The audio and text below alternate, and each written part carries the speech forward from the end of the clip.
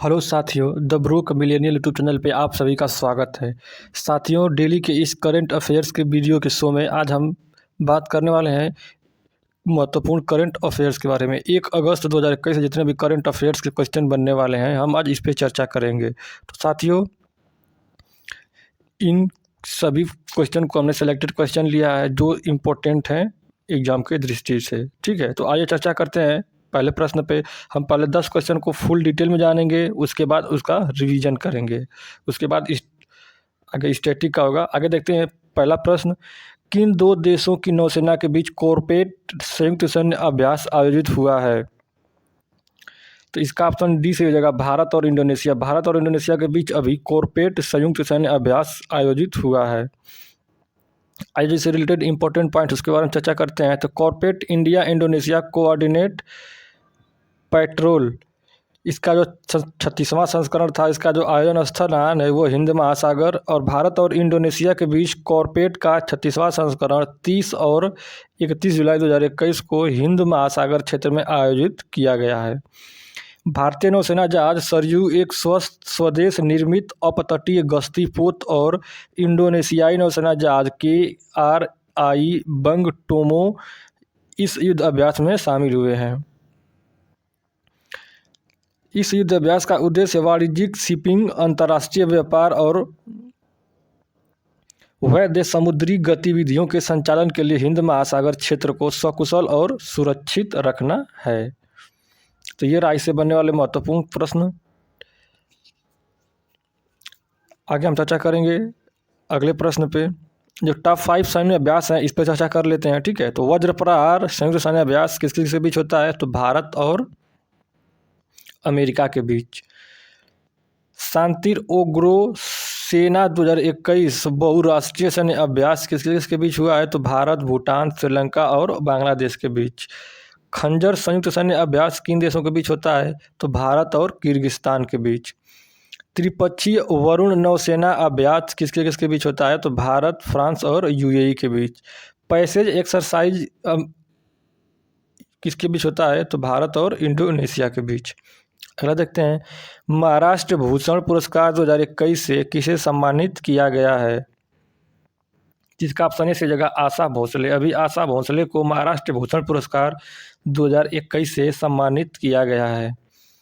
आइए जानते हैं इनके जो इम्पोर्टेंट पॉइंट है। तो आशा भोसले गायिका हैं। भारत सरकार ने उन्हें 2000 में दादा साहेब फाल्के पुरस्कार और 2008 में पद्म विभूषण से सम्मानित किया है। अब बात यहाँ पुरस्कार की है, तो आइए टॉप 5 पुरस्कार पर चर्चा करते हैं। तो WHO महानिदेशक विशेष मान्यता पुरस्कार 2021 से किसे सम्मानित किया गया है? तो डॉक्टर हर्षवर्धन को। अंतर्राष्ट्रीय बुकर पुरस्कार 2021 से किसे सम्मानित किया गया है? तो डेविड डी ओप को। स्मार्ट सिटी अवार्ड 2020 से किस शहर को सम्मानित किया गया है? तो इंदौर, सूरत को। Spanish princess of Asturias literature award 2021 से किसे सम्मानित किया गया है? तो इमैनुअल कैरेर को। जापान के प्रतिष्ठित ग्रैंड फुकुओका पुरस्कार से किस भारतीय को सम्मानित किया गया है? तो पी साई नाथ को।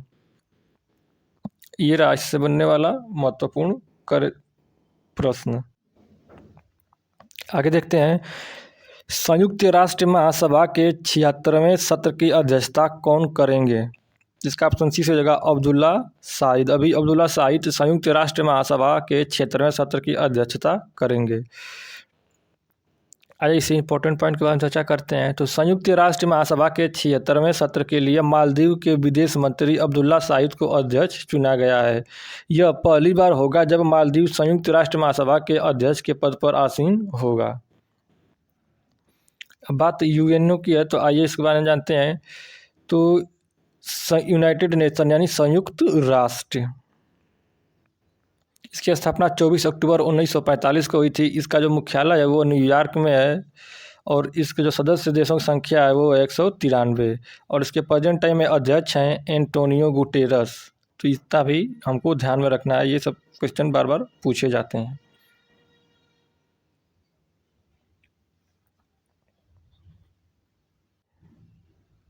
आगे देखते हैं, भारत बिल भुगतान प्रणाली की नई मुख्य कार्यकारी अधिकारी कौन बनी हैं? जिसका ऑप्शन सी से जगह नुपुर चतुर्वेदी। अभी नुपुर चतुर्वेदी भारत की नई मुख्य कार्यकारी अधिकारी बनी है। भारत बिल भुगतान प्रणाली ने पेयू और एयरटेल पेमेंट्स बैंक के पूर्व कार्यकारी नुपुर चतुर्वेदी को अपना नया मुख्य कार्यकारी अधिकारी नियुक्त किया है। तो ये रहा इससे बनने वाले। अब आइए भारत बिल भुगतान प्रणाली के बारे में चर्चा करते हैं। तो भारत बिल भुगतान प्रणाली भारतीय रिजर्व बैंक की एक अवधारणा प्रणाली है जिसका संचालन राष्ट्रीय भुगतान निगम के द्वारा किया जाता है। यह प्रणाली सभी प्रकार के बिलों के लिए एक अंतिम भुगतान प्लेटफॉर्म के रूप में कार्य करती है। इस प्रकार यह देश भर के ग्राहकों को भुगतान, अंतरण, विश्वसनीयता और सुरक्षा के साथ साथ एक बेहतर एवं सुलभ बिल भुगतान सेवा उपलब्ध कराती है। अगला प्रश्न देखते हैं, ट्रांसजेंडर के लिए आरक्षण प्रदान करने वाला देश का पहला राज्य कौन सा बना है? तो इसका ऑप्शन डी सही हो जाएगा, कर्नाटक। अभी कर्नाटक राज्य जो है ट्रांसजेंडरों के लिए आरक्षण प्रदान करने वाला देश का पहला राज्य बन गया है। तो इसके बारे में चर्चा करते हैं। कर्नाटक के बारे में जो इंपॉर्टेंट पॉइंट है, तो कर्नाटक सभी सरकारी सेवा में ट्रांसजेंडर समुदाय के लिए 1% आरक्षण प्रदान करने वाला देश का पहला राज्य बन गया है। सरकार ने इस संबंध में उच्च न्यायालय को एक रिपोर्ट सौंपी जिसमें बताया गया कि कर्नाटक सिविल सेवा यानी सामान्य भर्ती नियम 1977 में संशोधन के बाद एक अधिसूचना पहले ही जारी की जा चुकी है जिसमें सभी सामान्य और साथ ही तीसरे लिंग के लिए आरक्षित श्रेणियों में 1% आरक्षण तय किया गया है। अब बात कर्नाटक की है, तो यह कर्नाटक के बारे में जानते हैं। तो कर्नाटक की राजधानी बेंगलुरु और कर्नाटक के अभी हाल ही मुख्यमंत्री बने हैं बसवराज बोम्मई और कर्नाटक के गवर्नर हैं थावरचंद गहलोत।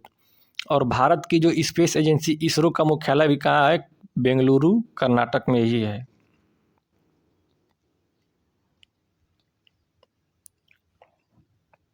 आगे देखते हैं, कर्नाटक के मुख्य जो न्यायाधीश हैं वो हैं अभय श्रीनिवासन ओका।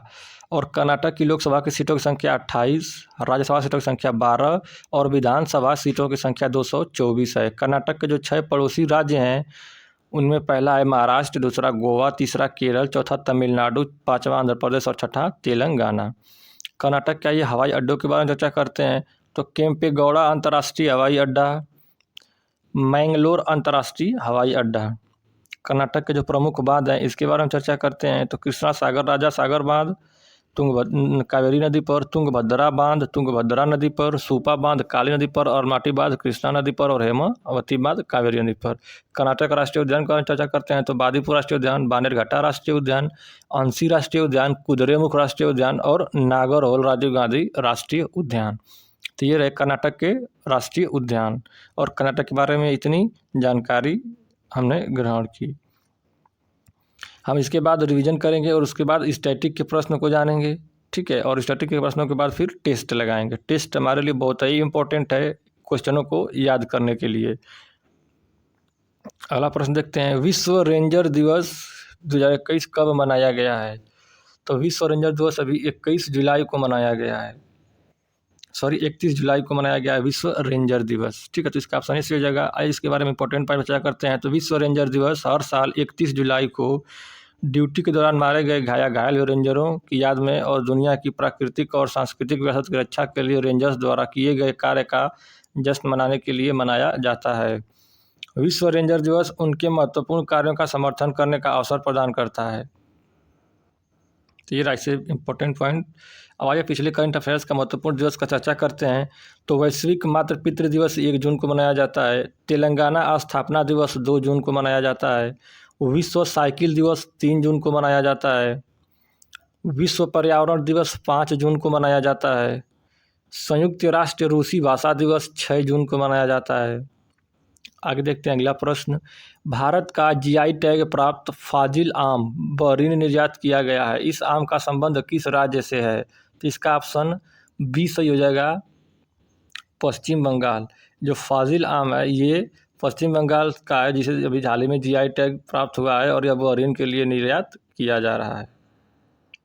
आइए इसके बाद जानते हैं। तो इम्पोर्टेंट पॉइंट, तो भौगोलिक संकेतक जीआई प्रमाणित फाजिल आम की खेप का बहरीन को निर्यात किया गया। यह आम पश्चिम बंगाल के मालदा जिले का है। जीआई के दर्जे की वजह से उत्पादकों को उनके उत्पाद की अच्छी कीमत मिलती है। कोई अन्य उत्पादक उस नाम का दुरुपयोग नहीं कर सकता। अब बात जीआई टैग की है, तो आइए जीआई टैग के बारे में जानते हैं। तो जीआई टैग का फुल फॉर्म था जियोग्राफिकल इंडिकेशन, यानी जीआई टैग किसी भी उत्पाद के लिए एक प्रतीक चिन्ह के समान होता है और यह उत्पाद की विशिष्ट भौगोलिक उत्पत्ति, विशेष गुणवत्ता और पहचान के आधार पर दिया जाता है। तो ये राज्य से बनने वाले महत्वपूर्ण प्रश्न आइए जानते हैं। और जो हाल में टॉप 5 जीआई टैग मिला है, तो गुच्छी मशरूम जम्मू कश्मीर को मिला है, हापुस आम ये महाराष्ट्र का जिसे जीआई टैग मिला है, सुंदरवन शहद ये पश्चिम बंगाल का, इसको भी जीआई टैग मिला है, तेलिया रुमाल ये तेलंगाना की है, इसको भी जीआई टैग मिला है, और केसर जो जम्मू कश्मीर में पाया जाता है, इसको भी जीआई टैग मिला है। अगले प्रश्न पे देखते हैं, किस भारतीय ने बजट एयरलाइन आकाशा एयर को लॉन्च करने की घोषणा की है? तो बजट एयरलाइन आकाश एयर को लॉन्च करने की घोषणा की है, तो इसका ऑप्शन डी से जगह राकेश झुनझुनवाला ने। राकेश झुनझुनवाला ने एयरलाइन आकाशा एयर को लॉन्च करने की घोषणा की है। इनके बारे में इंपॉर्टेंट पॉइंट जानते हैं। तो अरबपति निवेशक राकेश झुनझुनवाला की बजट एयरलाइन आकाशा एयर इस साल के अंत तक या अगले साल की शुरुआत में परिचालन शुरू कर सकती है। राकेश झुनझुनवाला की योजना अगले 4 साल में 70 एयरक्राफ्ट के साथ $3.5 करोड़ यानी लगभग 260 करोड़ के निवेश की एक नई विमानन कंपनी शुरू करने की है। अगला प्रश्न देखते हैं, किस कंपनी ने सीबीएसई बोर्ड के साथ मिलकर FAI फॉर ऑल पल शुरू की है? तो इसका ऑप्शन सी होगा इंटेल। अभी इंटेल कंपनी ने सीबीएसई बोर्ड के साथ मिलकर AI फॉर ऑल पल शुरू की है। तो आइए अब इससे जो भी इंपॉर्टेंट पॉइंट है उस पर चर्चा करते हैं। तो चिप बनाने वाली कंपनी इंटेल ने AI फॉर ऑल पल की शुरुआत के लिए केंद्रीय माध्यमिक शिक्षा बोर्ड के साथ हाथ मिलाया है, जिसका लक्ष्य भारत में लोगों के लिए कृत्रिम बुद्धिमत्ता की बुनियादी समझ बनाना है। बात इंटेल की है, तो इंटेल के बारे में जानते हैं। तो इंटेल की अमेरिका की अब बहुराष्ट्रीय टेक्नोलॉजी कंपनी है। इसकी स्थापना 18 जुलाई 1968 ईस्वी को हुई थी और जो इसका मुख्यालय वो है कैलिफोर्निया में। और इसके प्रेजेंट टाइम अध्यक्ष हैं ओमर इशरक और इसके CEO हैं पैट जेलसिंगर। अगला प्रश्न देखते हैं और आखिरी प्रश्न इसके बाद रिवीजन। किस राज्य की सरकार ने टोक्यो ओलंपिक 2020 में रजत पदक विजेता मीराबाई चानू को ASP यानी असिस्टेंट सुपरिंटेंडेंट ऑफ पुलिस नियुक्त किया है? तो ये मणिपुर सरकार ने। तो इसका ऑप्शन डी सही हो जाएगा। अभी मणिपुर सरकार ने टोक्यो ओलंपिक 2020 में रजत पदक विजेता मीराबाई चानू को ASP नियुक्त किया है।